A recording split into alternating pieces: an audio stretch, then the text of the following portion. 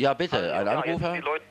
Jetzt sind die Leute wohl frei, aber mich würde mal interessieren, inwieweit diese Leute durch die Unfreiheit in ihren Köpfen geprägt worden sind. Hallo?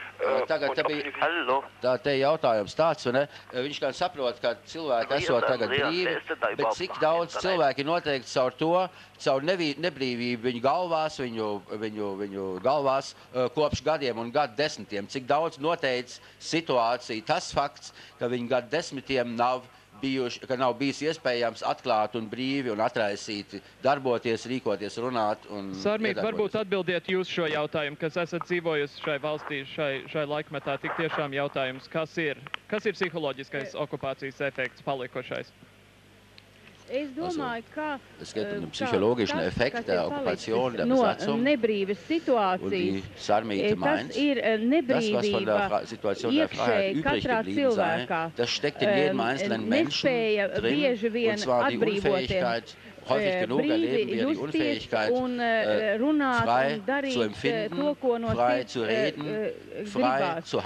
Mēs visu laiku, diemžēl, bijām audzināti. Arī es personīgi, auch ich persönlich, die ganze Zeit so erzogen worden, dass wir das eine sagen müssen, aber etwas anderes glauben. Wir durften nie sagen, was wir wirklich von der Lage hielten.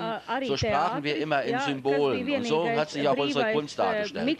So war es in den Künsten, auf dem Theater, in den Medien, im Radio, im Fernsehen, dass also sozusagen öffentlich die Lüge vertreten wurde und jeder doch wusste, dass das gelogen ist, nur durfte das nicht ausgesprochen werden. Un es vēlreiz atkārtoju, ka brīva Latvija būs principā ne tikai tad, ka šeit nebūs citas armijas. Wird es nicht nur dann erst geben, wenn hier die Armee draußen ist und wenn wir viel Geld haben werden, sondern frei sein werden wir erst dann, wenn wir uns innerlich befreit haben werden von dieser jahrzehntelangen Erfahrung. Denn am schwierigsten ist es, die Seele und das Herz zu befreien von dieser Last.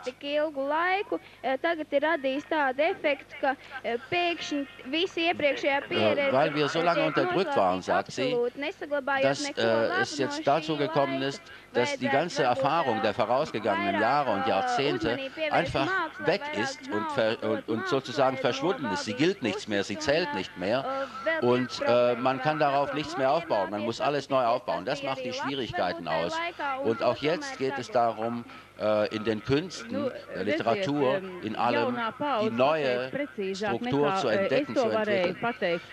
Die Moderatorin sagt, ja, die Jungen können das präziser sagen, als ich das wirklich beantworten könnte. Aber ich möchte daran erinnern, helft uns bitte, und diese Bitte geht an die westlichen Institutionen, Länder, Bevölkerung, Bürger. Baltijā varēja notikt tas, kas ir noticis, ja? Tātad Kultūra vienmēr ir bijusi, also, dass das, was in Baltikum geschehen ist und was wir hier jahrzehntelang erleben mussten, dass das endlich mal auf eine andere Ebene gehoben wird. Bitte? Ist da eine Frage? Tagad es gribu dot vārdu vienai dāmai, kas jau ilgāku laiku grib izteikties.